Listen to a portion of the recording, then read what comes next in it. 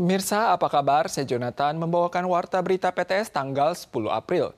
Hari ini adalah Hari Raya Idul Fitri. Umat Muslim yang berada di kawasan Taipei menghadiri acara takbiran atau sholat bersama yang diselenggarakan pada tanggal 9 April pagi di pelataran Museum Taiwan Nasional yang berada di area Taman 228. Peserta yang mengikuti acara takbiran pada tahun ini mencapai sekitar 18.000 orang, mencatat rekor tertinggi dalam sejarah. Para pemirsa sekalian, sekarang saya berada di acara takbiran atau sholat bersama yang diadakan di Taman 228. Bersama ini, segenap Warta Berita Indonesia mengucapkan Selamat Hari Raya Idul Fitri, mohon maaf lahir dan batin.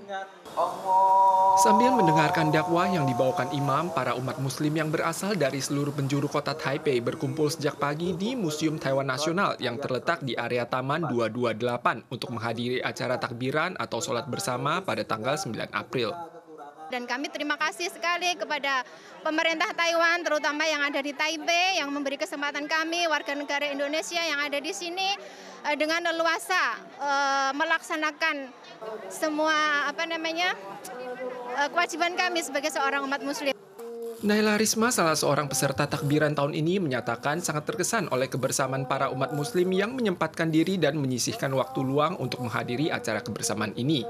Ia juga sangat berterima kasih kepada Pemkot Taipei yang telah mengizinkan umat Islam yang berada di kawasan Taipei untuk mengadakan sholat bersama. Hari ini adalah rekor, jumlahnya sampai 18.000. Sebelumnya maksimum itu 15.000 dan ini adalah rekor terbaru. Ini tentu kebahagiaan bersama supaya teman-teman merasakan apa yang dirasakan ketika di Indonesia.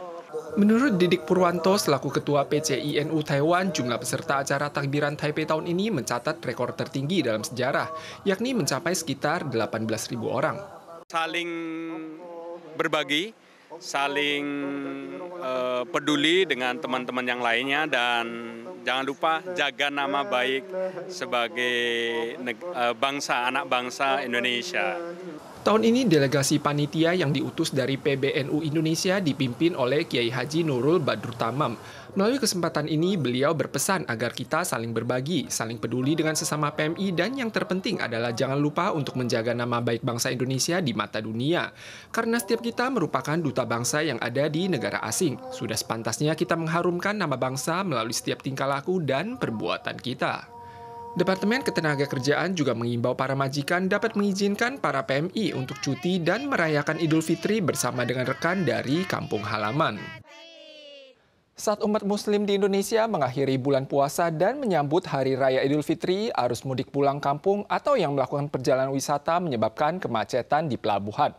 Selain itu, selama Idul Fitri di Turkiye, toko makanan pencuci mulut setempat secara khusus meracik kue-kue tradisional rendah gula bagi para penderita diabetes. Ribuan kendaraan mengantre di Pelabuhan Merak Indonesia untuk naik ke atas kapal feri. Setelah sebulan berpuasa, kaum muslim menyambut hari kemenangan Idul Fitri 1445. Meski harus menghadapi kepadatan berlalu lintas, Indonesia dengan populasi muslim terbesar di dunia diperkirakan akan ada sekitar 200 juta orang melakukan perjalanan dan mudik selama hari raya, meningkat signifikan sekitar 56% dari tahun lalu. Semalam berangkat dari rumah jam 9 malam, kira-kira udah 13 jam sampai sekarang. Masih terhambat oleh macet yang sangat lama gitu. Tentunya ya semoga cepat-cepat ada solusinya gitu untuk kedepannya. Di Turkiye, tradisi Idul Fitri disebut juga Seker Baryami atau Festival Permen, di mana setiap rumah tangga akan menyiapkan camilan atau permen, khususnya baklava tradisional untuk menjamu tamu. Demi kesehatan, mulai ada beberapa toko camilan yang membuat baklava rendah gula. Mor baklava rengini mor meyve ve sebzelerden elde edilen antisiyoninlerden alıyor. Badan-badan Amal Uni Emirat Arab juga membuat suguhan tradisional Idul Fitri untuk warga Palestina. Serangan Israel terhadap Hamas tidak pernah berhenti dalam 6 bulan terakhir dan diketahui bahwa Israel telah menarik sebagian besar pasukannya di selatan Jalur Gaza pada tanggal 7, namun masih meninggalkan satu pasukan brigade di wilayah tersebut.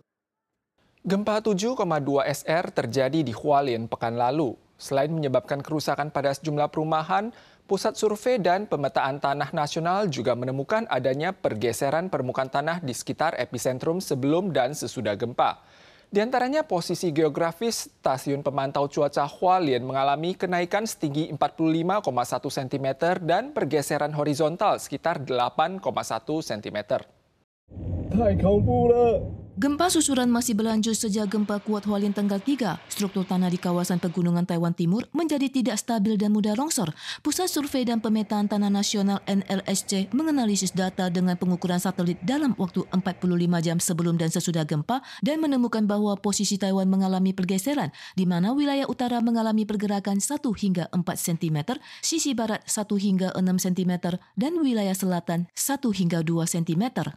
这次来讲没有重叠这种现象啊，所以基本上来讲影响不大。但是真正的最大的变动，我们认为是在海底，所以我们其实看不到。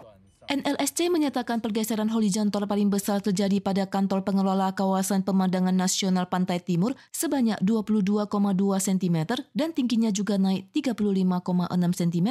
Stasiun Xinchen Hualien dekat pusat gempa juga bergeser 8,6 cm ke samping dan bertambah tinggi 26 cm. Stasiun Fengbin Hualien bergeser 4 cm dan naik 2,2 cm. Sementara stasiun Hualien sendiri juga bergerak lebih dari 8 cm dan naik 45,1 cm. Daerah terdampak pergeseran ini meliputi Nan'ao, Fengpin, Kaohsiung, dan Puli. Namun, teknisi sipil dan pakar konstruksi berasumsi bahwa pergeseran permukaan bumi ini tidak memengaruhi keselamatan struktur bangunan dan hanya akan memengaruhi teknik sipil dan pengukuran profesional lainnya. Gempa kuat di Hualien menyebabkan kerusakan parah terhadap Taman Nasional Taroko yang hingga kini masih ditutup. Saat gempa terjadi, banyak pendaki yang berada di Gunung Yushan yang sempat merekam situasi mengerikan saat itu. Sementara karena khawatir akan terjadi gempa susulan, Dinas Taman Nasional pun mengimbau agar warga menghindari aktivitas daki gunung dalam waktu singkat. Detik-detik ketika mencapai puncak tertinggi di Taiwan, para pendaki gunung dikejutkan guncangan hebat akibat gempa bumi. Sebagian yang masih di tengah perjalanan terpaksa membatalkan niat mencapai puncak kerana gempa menimbulkan debu bertebaran dan tanah longsor. Sementara ada juga pendaki yang dalam perjalanan pulang dari puncak kebetulan berada di ketinggian 3.900 mdpl saat gempa kuat terjadi. Kamera pengawas di pintu jalan setapak Xueshat mengabadikan momen kolam yang semula tenang dan datar mulai beriak hingga meluap saat gempa. Dinas Taman Nasional menyatakan Taman Nasional Yushan dan Taman Nasional Xuepa tetap dibuka saat ini, namun menyarankan masyarakat untuk menghindari pendakian gunung dalam waktu dekat. Pemirsa sekalian, sekian warta berita dari PTS. Kita sual lagi di lain kesempatan. Sampai jumpa.